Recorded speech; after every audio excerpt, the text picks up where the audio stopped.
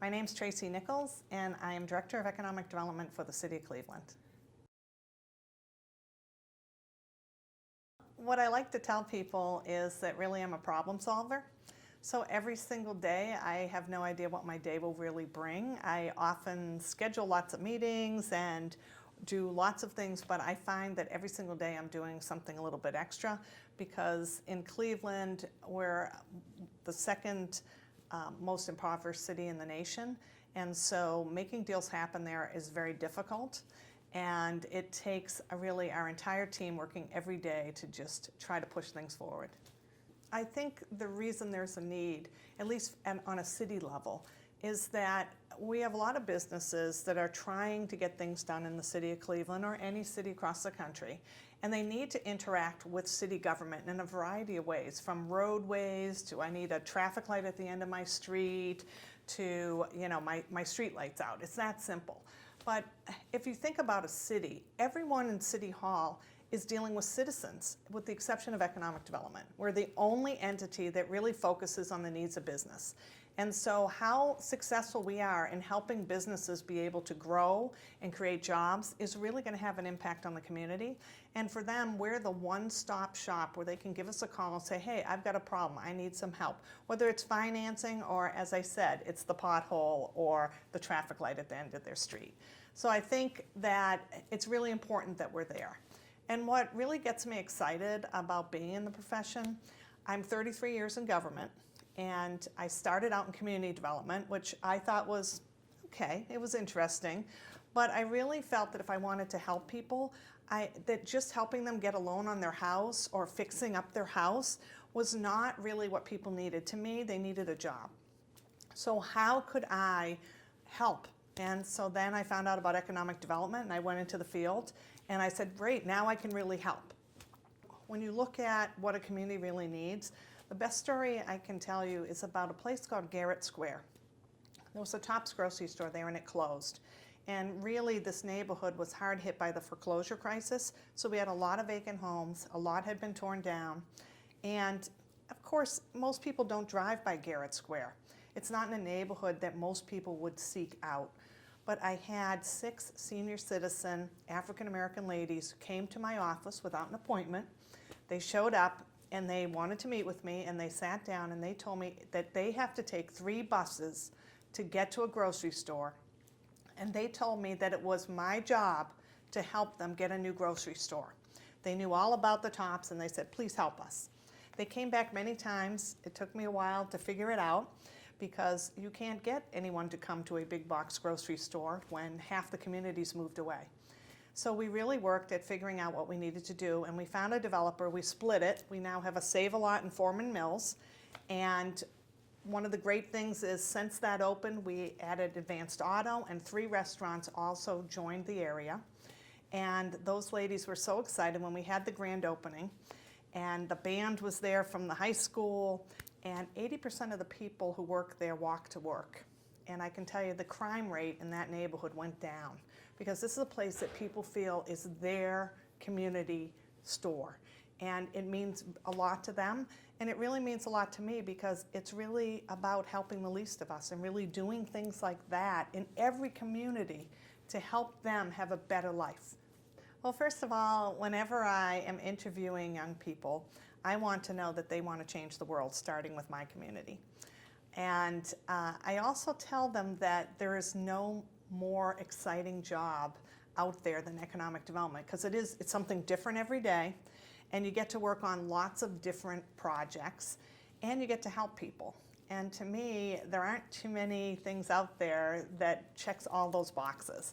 So I tell them it's really some exciting job. You're going to be able to drive around and tell your family, I worked on that project. Or, you know what was here beforehand? Well, that's what's here now. I got to work on it. So it's a very rewarding feeling. It takes time. It's stressful sometimes and very busy. Everyone on my team works a lot of hours, but it's because they really want to make a difference in our world, and they do an incredible job doing it. So I try to really help people understand what their role is in that process, and also to help them when they get stuck on the various parts of our job, like reading federal regulations, which is always exciting. Well, I think one of the biggest things for me is GIS. For me, the ability of, we did a little project, and to me it's kind of a black box.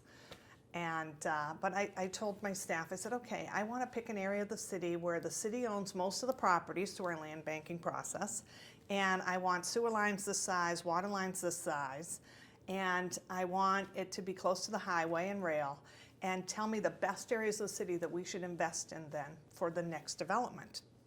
We have a lot of vacancy, a lot of foreclosure, and I thought, well, if we could pull some of these former housing areas that are well located to highway and flip them to commerce, create jobs, then this would be an opportunity.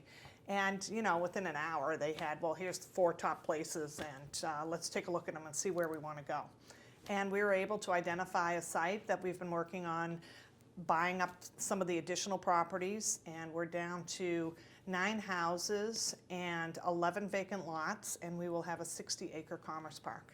So I couldn't do that without GIS. I'd have to drive around the whole city and try to figure it out. The other thing is Google Earth. Now when a councilman calls to complain about something, I don't necessarily have to get in the car and drive out. I can just kind of get a sense of it by pulling up Google Earth and be able to see what the person's talking about, what is the issue, how can we help. So I think all of those computerized mapping tools have been really critical to us to really do a better job more quickly on anything that we're looking at. Well, I think some of the best things, I really like going to the annual conference as well as the other conferences and meeting people. The most important thing to me is making that connection, saying, hey, what are you working on in your town? What's going on? What are your biggest obstacles? And we find things that we have in common. Well, you're working on that same type of problem? Great. What are you doing? Here's what I'm doing. We can share ideas. And most importantly, I get that business card. I can't tell you how many times I pick up the phone and say, hey, remember you told me about that project? Well, we're looking at something like that. Could you send me your capital stack and your funding sources so I can get an idea of this? I mean, people are great. They're generous. Why reinvent the wheel when you can come to a place like IEDC and share ideas with people? They'll share right back, and you can get all these different things that say, hey, we can move this forward because they did it. Let me give you an example. It's so much easier when you go to your elected official and you can say, well, here's what they did in such and such town, and here's an example, here's the picture of it, and your elected official says, oh, okay, yeah, we could do that. So I think that's the best thing for me. It's just that networking and really meeting people. I like the educational sessions, but I also like just talking to people and finding out what they're doing. I think, you know, in Cleveland we say it's live, work, and play and start a family. And one of the things about Cleveland, a lot of Midwest cities, obviously we're the quote-unquote former Rust Belt. I don't like the moniker because I don't think it fits Cleveland anymore, but people find that out when they come. But for me, you know, because we have this Rust Belt image, it's about making it a place that people want to live. So you have to have a job. You have to have places to live. You have to have parks, quality of life, those types of things. So I think Mayor Jackson says live, work, and play and raise a family. That includes schools as well. And a lot of inner city schools have had difficulties. The mayor's really put money into that in Cleveland. But I can tell you that we've also put money into parks, bike lanes. We've got this incredible river where people are rowing and boating and doing all kinds of stuff.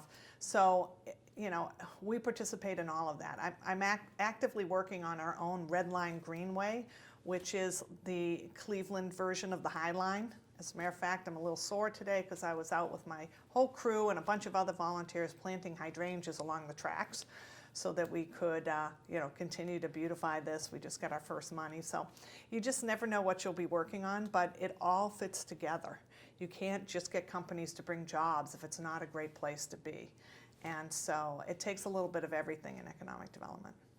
So I think that what we have to remember is we've got to take a little bit of time to think about our contribution on projects and for our whole team. Too often the project gets done and there's a ribbon cutting and our team's standing off in the corner and maybe no one really recognized what our contribution was.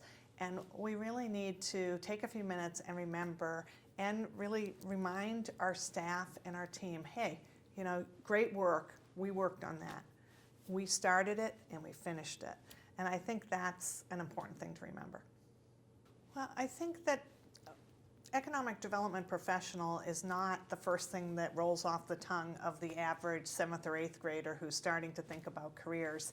And I think we need to take a more positive role as professionals to really get out into schools, and I mean 7th, 8th grade, high schools, and talk about what it is that we do. I make it a point to go and lecture in inner city schools throughout my community. And every year I go in and I talk a little bit about what we do, and kids are blown away. They're like, wow, that's so cool. And many of them really want to make a better world in their community.